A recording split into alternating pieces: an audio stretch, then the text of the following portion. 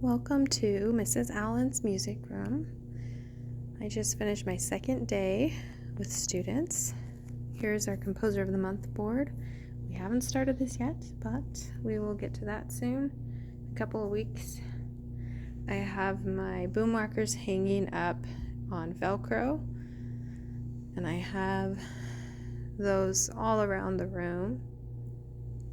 These ones in the middle here seem a little random, but they're the accidentals, or the sharps and flats, and so those I have underneath the accidental sign. That was no accident. And then I have some more over here, A, B, and C boom whackers.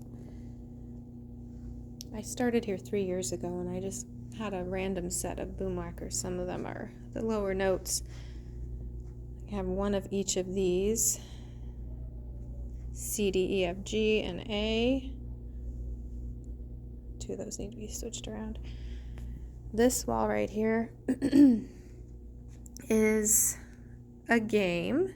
So, I have the do, re, mi, fa, so up above so that students remember when we're singing our do, re, mi's. They can use that to help guide them as we add more.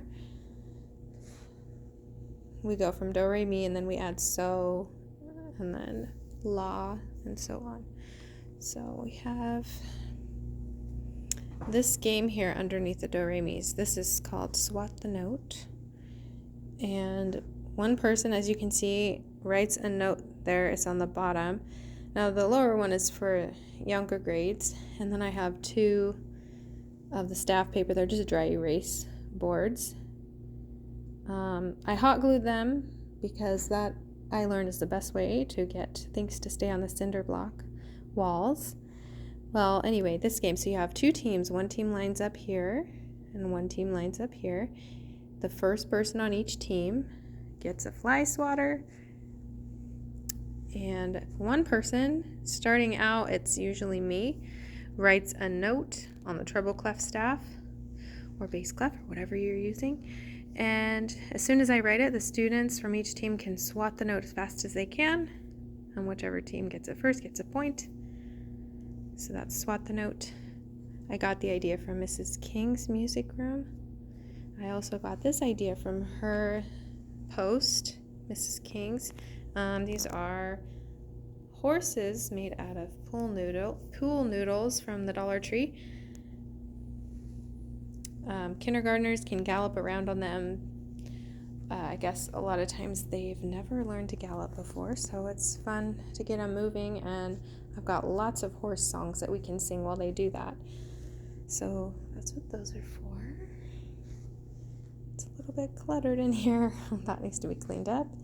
But these are little cheat sheets that I found on Teachers Pay Teachers.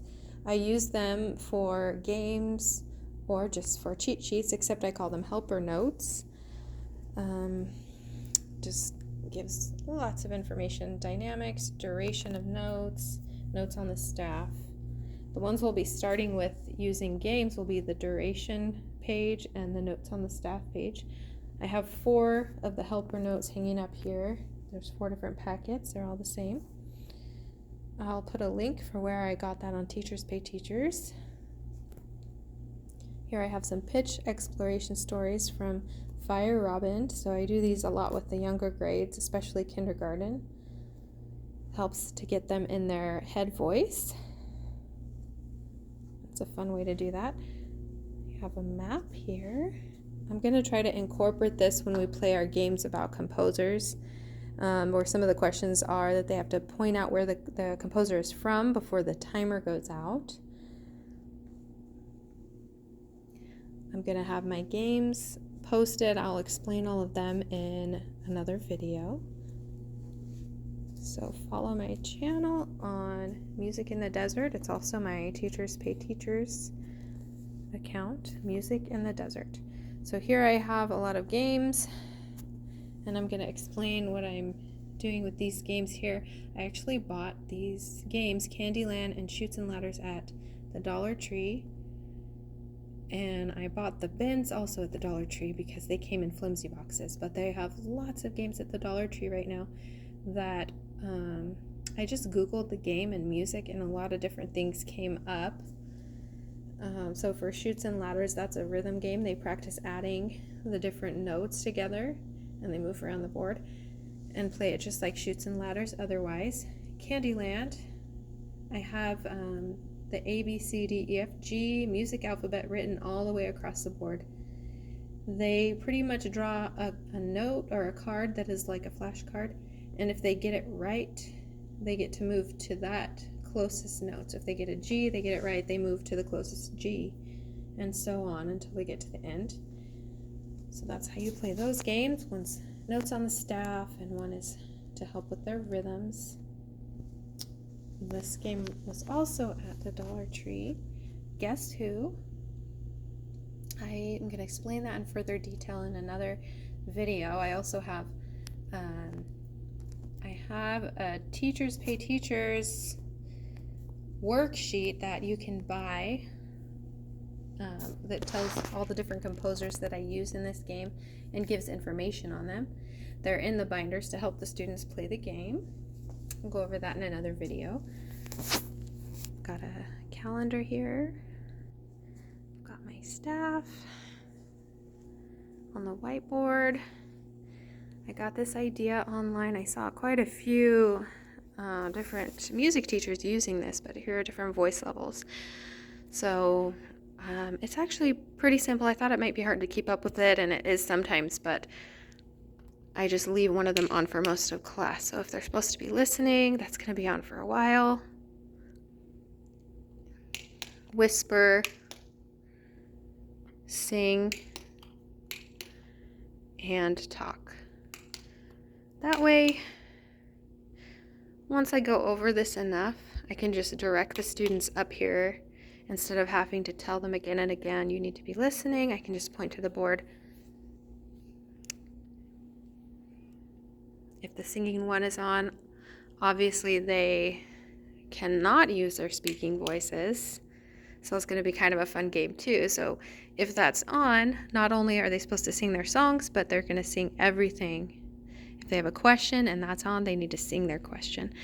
So it'll be kind of a fun way to turn that into a game. Let's see, and to teach the younger kids about what a singing voice is.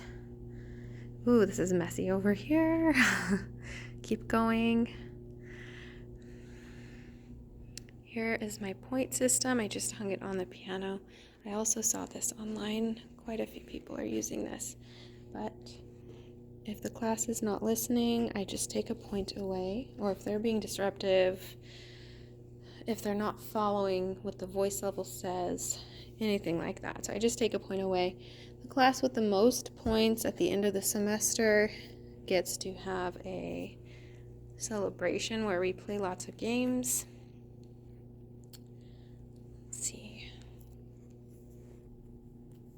I also got this idea online, and I just happen to have one of these baskets, or I guess two. They come in a pack, and they come with quite a few more. But I saw this online, so thank you, whoever posted that. But I just brought this from home. I already had it, and I'm just going to have each class, when we have to turn things in, turn it in on the top. I'm going to clip it when they leave and just stick it underneath to keep it a little more tidy. That was really stressful last year for me, so I'm glad I saw that online. I had papers everywhere, and they looked messy, and there were so many of them. Last year I had probably 13 classes in one day, each with about 30 students. So that got really messy. So this will be really helpful. There's more room in the bottom one, so they'll just be stacked up underneath there. I don't like to see clutter around, and you can't tell that by looking at my room, but it bothers me, so I still have some cleaning to do.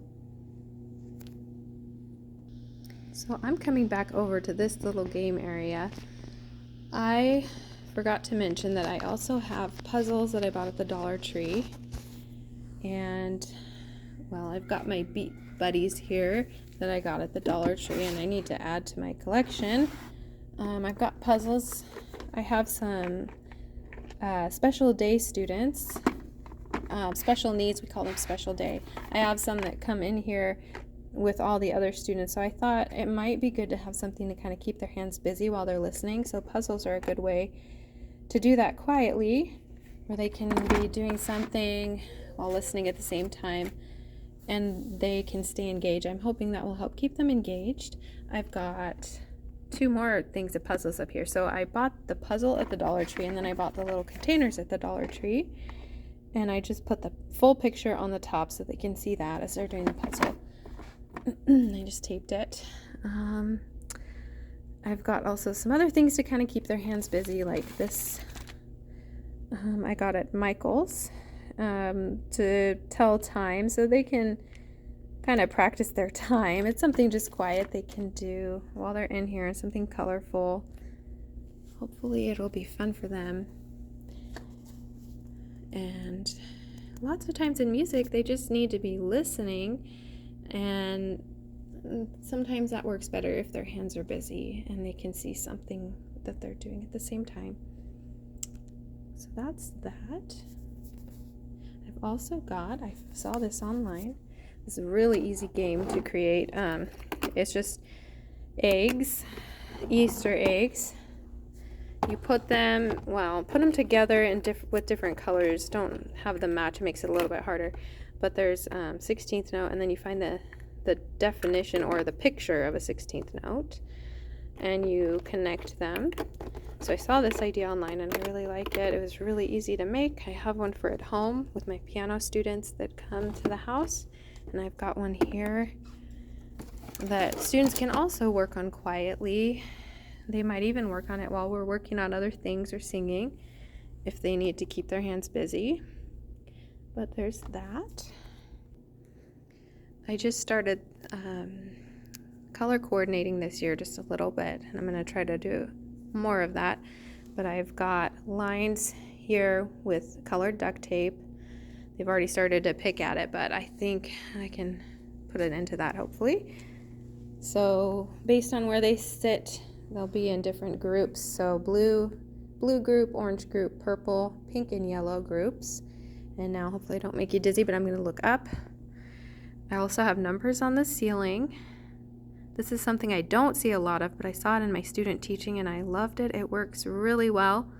Last year I did not have the colored duct tape. I just had the numbers. The last 2 years I just had the numbers. And some of the pieces of paper are colors, and some have little pictures that are music symbols. So that also helps students learn what a certain music symbol is. And kindergartners don't always know how to count past 30 or even lower than that sometimes. So I thought about that a little late, and I changed to colors and some pictures to help the kindergartners. So the students got used to this really quickly. They knew exactly where to sit. And when I am observed, the principal comes in or anyone comes in, they're always looking around, because I'm going to come over here, because I will draw a popsicle stick out of here, and it will have a number or color as number 4. So this is how I call on students based on the number they sit underneath. And it makes it so the students stay engaged, because they don't know, is she going to call me? I'm not just going to call someone with their hand up. So it keeps them attentive, and it's really helpful for that. And also, like I was saying earlier, if I'm being observed, the person observing is always wondering, where's the number? And they're looking around. I did the same thing when I was student teaching. I was looking around wondering where the number was, and it took me all day to finally look up and realize they were sitting underneath their numbers. And my husband helped me put those up there, and we had to use a stepladder too. But that was a really good idea, and it works really well. If you want to use that, and even if you don't have the duct tape on the floor, I would recommend having the numbers on the ceiling, because they can't pick at it, and they get used to it really quickly. Gives them an assigned place to sit. I think that's everything. My mats on the floor, they don't look that great, but it's just a place to play games. I didn't have quite enough, but I was hoping to color coordinate and have a place for the blue team to sit, the purple team, the orange team, and the pink team, to have a place for each of them to sit when we did break into groups. And I'm going to have to maybe spread them out or add to them a little bit more. But that was my original idea. I didn't want them picking them apart, so I also duct taped them. They don't look the greatest right now, but I'm going to work on that. So, oh, one more thing. I've got a place, and this helped a lot today, or I've just got a poster right now. I've got a poster that I got at Michael's. I'm going to have to find one that is possibly dry erase, but it erased a little bit.